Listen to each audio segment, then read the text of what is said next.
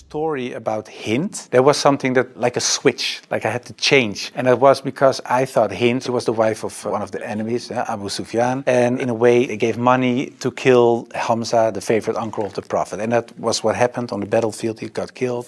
And they walked around after they cut off his ears and nose. So I thought, okay, it was very horrible. So the Prophet was deeply sad, of course, of what happened. And years later, he became powerful. He came in power in Mecca. And then there was Hind. And I was reading this book and I thought, okay, now she gets crucified or her head gets cut off or something like that. But he said, well, I cannot look at her right now, but everybody is forgiven. And if you want to stay here and live among the Muslims, it's possible. If you don't want that, you can go. But bloodshedding is over now. And no more revenge, no more.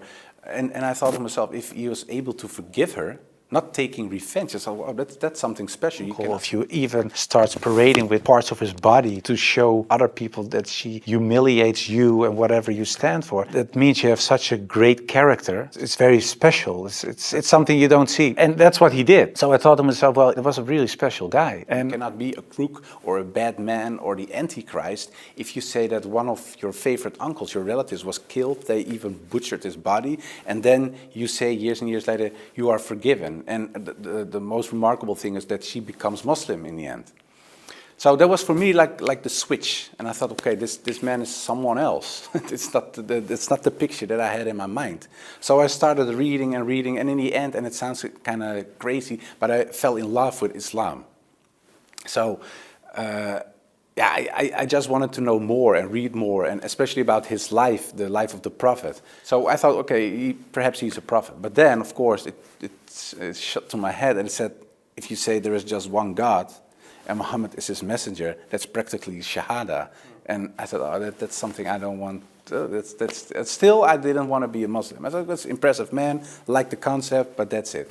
So I thought to myself, okay, let's close the books, stop, this is going in the wrong direction. And of course, I wasn't that anti-Islam anymore because of what I read, what I saw, and what I experienced.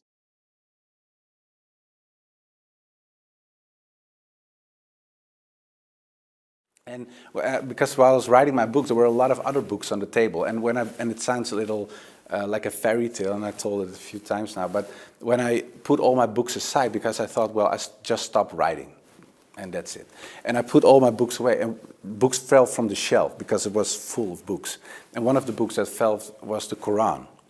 And when I picked it up, my thumb was on it because it fell open. And I picked it up, and when I turned it around, it was on Surah 22, Ayat 46, and it said, when you translate it into English, it's not the eyes that are blind, but the hearts.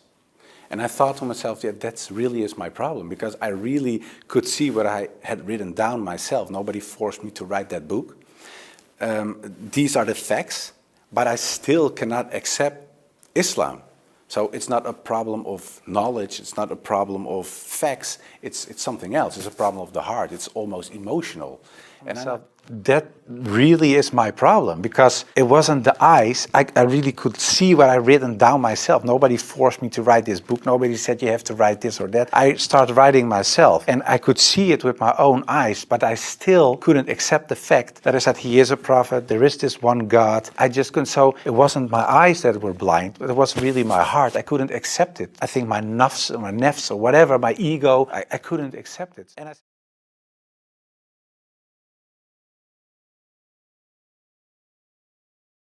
And then I did like a little dua.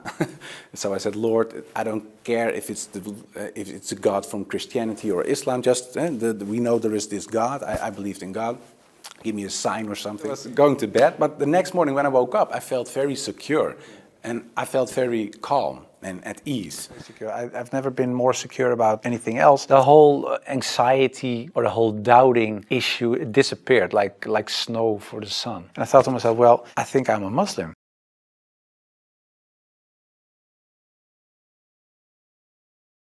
And then I told my wife, I think I'll be a Muslim. And my wife was pretty open. Yeah, she was very cool about it. She said, well, if Islam is what you really believe and that's in your heart, who am I? And she said, well, I saw this change because in the beginning there were a lot of books at the table, and one of the books is called Endgame in Dutch. And it's about a coming war between Islam and the non-Muslim world.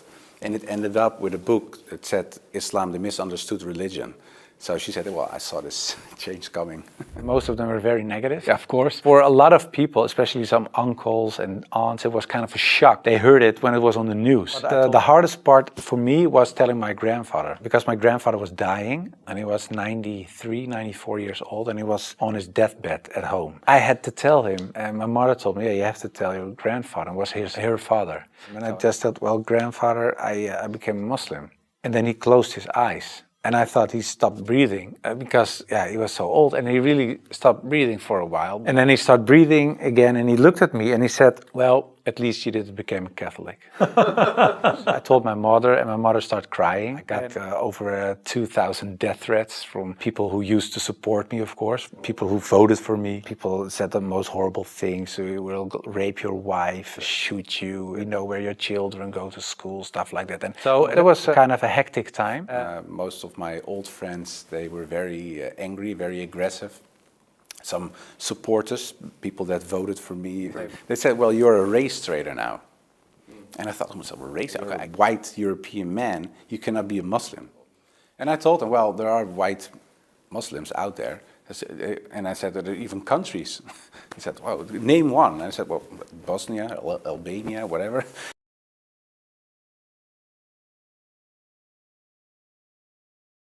I told them, well, I never chose a religion one time, and it was when I became a Muslim. Before that, I didn't choose my religion. I was born in a Christian family. I was raised in a Christian way, and I'm very grateful for all the good things that it brought me, but it was not my decision. And the only time I made a decision was me becoming a Muslim, and it was the most, like I said, I think the most important decision I made, and it was the most rational decision I made. I've never...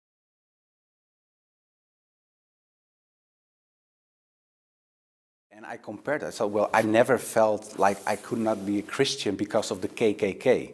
It's a very Protestant organization in the United States, very, very racist, raped people, did the most horrible things, and they said, we are a Christian organization. We're doing the will of Jesus Christ. Of course, it's nonsense and it's ridiculous, but they call themselves Christians. And that's how I see people like Boko Haram, for example. To me, it's the same. So that's not the real deal. And I never felt like I couldn't be a Christian because of the KKK, and I don't feel that I cannot be a Muslim because of another organization that does things that are not in line with the things that our Prophet Muhammad teaches us. So it doesn't make any sense to me. So like you said, it's just dunya, it's the world, and we have crazy people all over the place.